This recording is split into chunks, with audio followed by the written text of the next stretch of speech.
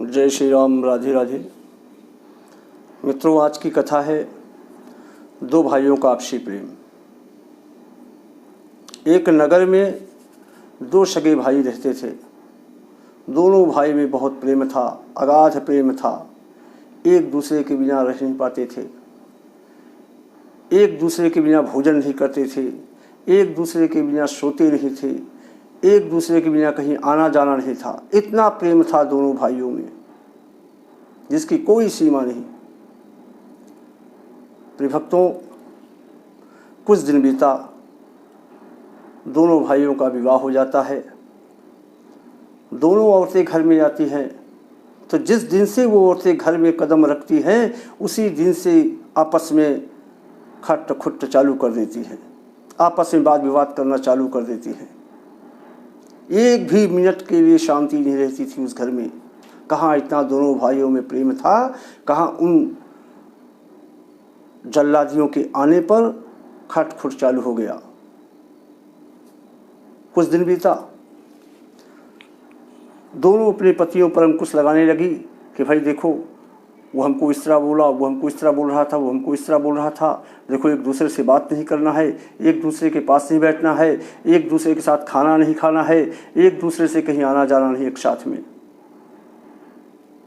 अंकुश लगाना चालू कर दिया। दोनों भाई आपस में बहुत परेशान हो गए कि अब कैसे किया जाए, ये तो बड़ा गड़बड़ हो रहा है घर में। क्या किया? दोनों भाई बैठे और कहा, देख भैया, अब दोनों को अलग हो जाना ही ठीक है, तभी हमारा और तुम्हारा प्रेम संबंध बचा रह सकता है।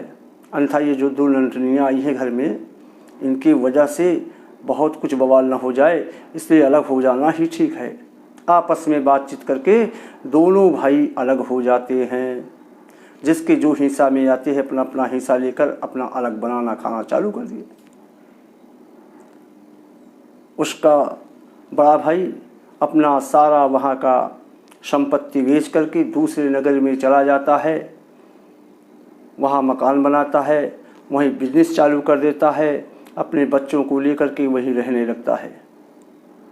कुछ दिन बीता, 2-4 साल हो गया, दोनों को एक दूसरे से मिले हुए।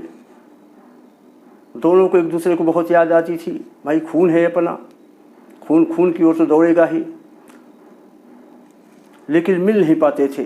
व्यस्तता के कारण इतना अधिक व्यस्त जिंदगी हो गई थी दोनों की कि एक दूसरे से मिलना मुश्किल हो गया। फिर भी छोटा भाई एक दिन समय निकाल करके बड़े भैया के घर जाना चाहा। विचार बनाया, दूसरे दिन वो बड़े भैया से मिलने के लिए उसके नगर की ओर चल दिया। कुछ दूर ही गया होगा कि उसका उधर से बड़ा भाई आ रहा था। दोनों भाई आपस में गले मिले, बड़ा प्रसन्न हुए। एक दूसरे को देख करके उनके आंखों से प्रेमाश्रुओं की धारा बह चली।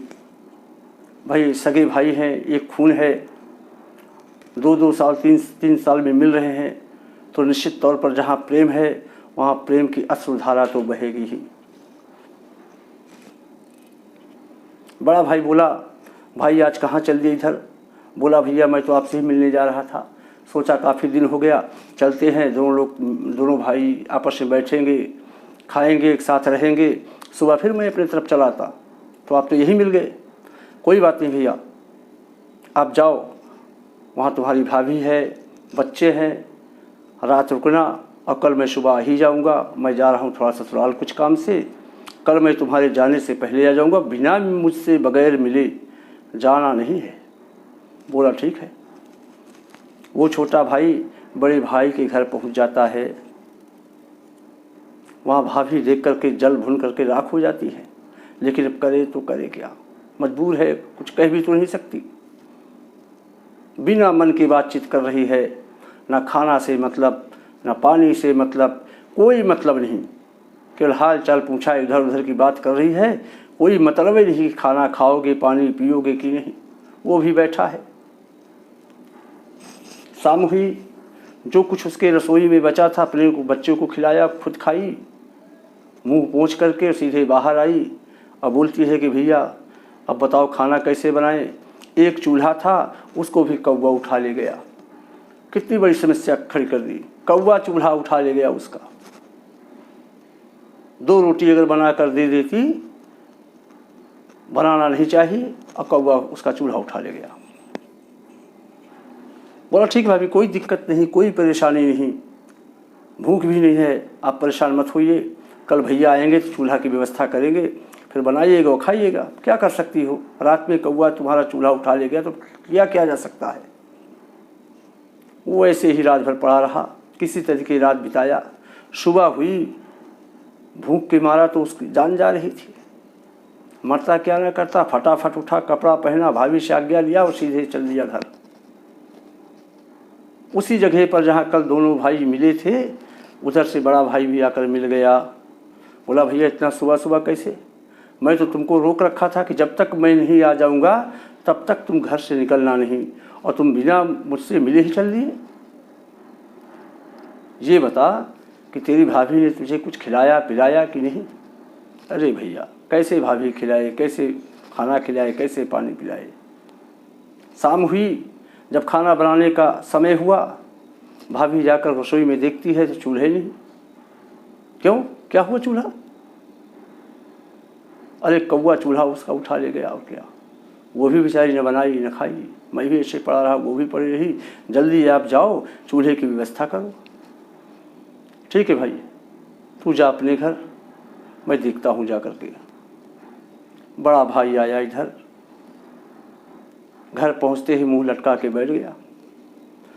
किसी से कोई बातचीत नहीं, मुंह लटकाया हुआ है, उदास चेहरा कर लिया। पत्नी उधर से एक लोटा पानी कुछ मीठा लेकर आई और पंखा हिलाने लगी और बोली भाई पानी पीजिए और बताइए हमारे मायके वालों का क्या समाचार है। मेरे भैया कैसे हैं, मेरी माँ कैसी है, मेरे पिताजी कैसे हैं, लोग ठीक ठाक तो हैं। वो बोला अगर ठीक ही होते तो मैं मुंह लटका के बैठता क्या। अरे क्या हुआ, कुछ तो बोलो। क्या बोलूं, पूरा घर तेरा जल गया, पूरा घर जल गया, पूरा अनाज जल गया, पूरा कपड़ा जल गया, कुछ नहीं बचा तेरे मायके वालों के पास। आग लग गई अचानक, स्वाहा हो गया, सारा चीज जल करके स्वाहा हो गया, राख हो गया। क्या, सारा सामान जल गया, घर जल गया, अनाज जल गया, सब कुछ स्वाहा हो गया। रोने लगी, चिल्लाने लगी पागलों की तरह, और तुरंत पति से बोली कि तुरंत बैलगाड़ी ले आओ, 2-4 बोरा, 2-4 कुंटल अनाज है, 2-4 कुंटल गेहूं है, चावल है, दाल है, साग है, सब्जी है, बिस्तर है, सब लोड करो, सब ला दो। सब लदवा दिया। और जो बांस दिया था ना, बांस टेंट लगाने के लिए, जो पोपल बांस था, उसमें वो चोरी से, पति की चोरी से पैसा ठूस ठूस कर भर रखी थी कि कहीं न कहीं पैसा कभी न कभी तुमको मिलेगा जब बांस ठोकेंगे तो। वो सारा सामान लाद दिया और पति से बोला अतिशीघ्र जाओ, जल्दी जाओ यहाँ से, मेरे मायके वालों के पास पहुँचाओ, वो भूखों मर रहे हैं, तन में कपड़ा नहीं होगा, पैसे नहीं हैं उनके पास, जल्दी जाओ लेके। बोला ठीक है भाई मैं जा रहा हूँ, तू बैठ, घर देख, मैं जा रहा हूँ। वो गया, लेके चल दिया और सीधे अपने छोटे भाई के घर जा पहुँचा और भाई से बोला ले भाई तू इसको रख और आराम से खाओ पियो मौज करो। और मैं चला, सारा सामान छोटे भाई को दे करके आराम से अपने घर आ गया। पत्नी बोली भाई दे आए? हाँ दे आया, सारा सामान दे दिया, सबको दे दिया। कुछ दिन बीता, उस औरत का भाई आया और जैसे भाई को देखा उसको दुख मनाया कि इनके यहाँ आग लग गई थी, सारा कुछ जल के राख हो गया। तो भाई का पैर पकड़ कर लगी रोने चिल्लाने पागलों की तरह, तू जल गए भैया, तू मर गए भैया, तमाम तरह के कारण करने लगी, रोने लगी। उसका भाई उसके ऊपर बिगड़ गया, मैं क्यों जल जाऊँ, मेरा दुश्मन जले, मैं क्यों मर जाऊँ, मेरा दुश्मन मरे, तो किस तरह मुझे सरापना चालू कर दिया थी। अरे कहीं तुम्हारे घर में आग लग गया था, अरे मेरे घर में क्यों आग लगे, तेरे घर में आग लगे, मेरे घर में क्यों आग लगे, तो किस तरह बात कर रही है पागलों की तरह। अरे कहीं मैं पागल नहीं हो चुकी हूँ, पागल तो आप लोग हो चुके हो। घर में आग लग गई, सारा कुछ स्वाहा हो गया जल के। अरे एक बैलगाड़ी में सारा गल्ला भेजा, अनाज भेजा, कपड़ा भेजा, बांस के खुखे में पैसा ठूस ठूस कर भेजा। ऐसे ही भेज दिया? कौन ले गया? किससे भेजी? कब भेजी? उसका पति भी संजोग से वहीं बैठा था। क्यों जी? सारा सामान किसको दे आए? इनके घर में आग लगी नहीं, सारा सामान कहाँ ले गए तुम? किसके यहाँ बेच आए? अरे सुनो तो, मैं बेचा नहीं, मैं बेचा कोई भी चीज़ नहीं। फिर क्या हुआ? मैं रास्ते में जा रहा था, अचानक मुझे लघुशंका करना जाना पड़ा, लघुशंका के लिए जाना पड़ा। मैं बैलगाड़ी खड़ी करके लघुशंका करने लगा। पता नहीं किधर से एक चील जो है, पंछी होता है, एक बाज, ऊपर से देख रहा था, बैलगाड़ी को चोंच में दावा लेके उड़ गया। उसमें मैं क्या कर सकता हूँ? अरे कहीं मूर्ख, इतने मूर्ख हो तुम? कभी बैलगाड़ी बाज लेके जा सकता है? कोई चिड़िया लेके उड़ सकती है? अरे कहीं बेवकूफ़, एक रात के लिए मेरा भाई आया था। जब तेरा चूल्हा कौवा उठा के ले जा सकता है तो बैलगाड़ी चील क्यों लेके जा सकता है? वो औरत सुनी तो चुप हो गई, शांत हो गई। उसको ज्ञान हुआ कि मैंने गलत किया है। वो प्रायश्चित किया, पश्चाताप के अग्नि में जलने लगी। पति से माफ़ी मांगी, पति उसको माफ़ किया। जय श्री राम, राधे राधे।